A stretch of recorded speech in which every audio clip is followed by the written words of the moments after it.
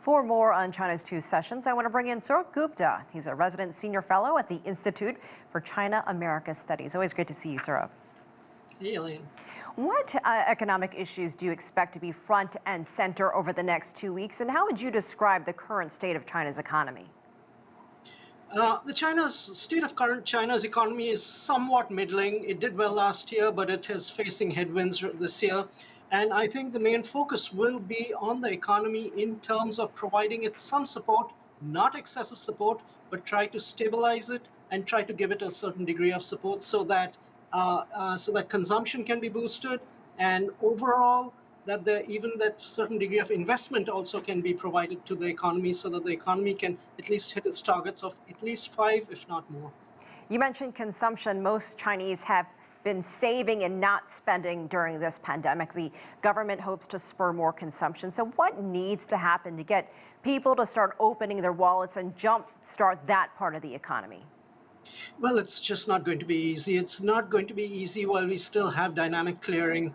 People are just not certain as to what disruptions might come because of dynamic clearing. It has been very, very successful, but it has hit consumption. And till China doesn't move to the next steps, I'm afraid it is going to stay in this sort of consumption funk up to a certain point. But that having been said, there can be certain support provided to consumers.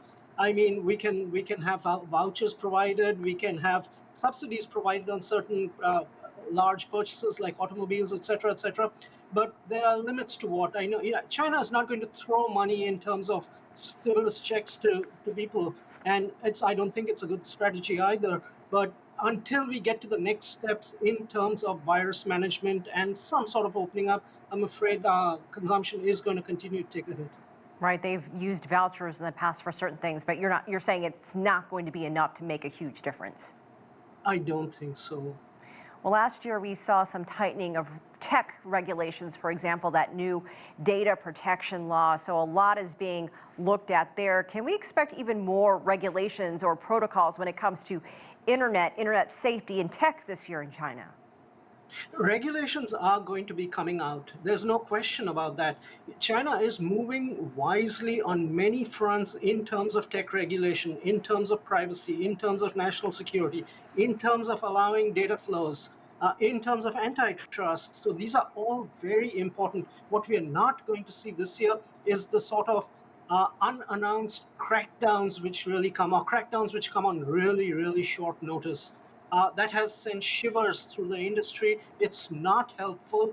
There is a purpose to it, but it needs to be signaled better. So the way going forward would be to announce initiatives better, but the fundamental drift of regulation will not change. And considering the dynamic nature of the tech sector, it needs to be regulated, and that regulation should be welcomed, frankly. What about the pandemic? Sure, that will be one of the issues. We're seeing some surges in cases in Hong Kong. How is China's zero COVID policy doing? Will that be a talking point at this year's two sessions?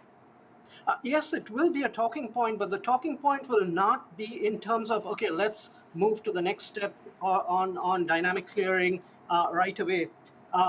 What China has done very well is experiment in terms of its economic reform, and it's going to do a little bit of experimentation perhaps later in the year in terms of opening up from COVID. But we need to be clear what needs to happen.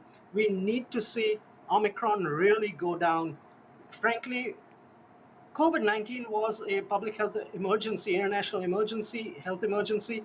It became a pandemic. It needs to get down to being something more like a seasonal ailment, and China's mRNA vaccines need to be up and running. And those are the conditions which need to kick in before China seriously moves away from dynamic clearing, which has helped it tremendously. And we are seeing New Zealand moved away from it after very successfully containing the virus, and it's having real problems.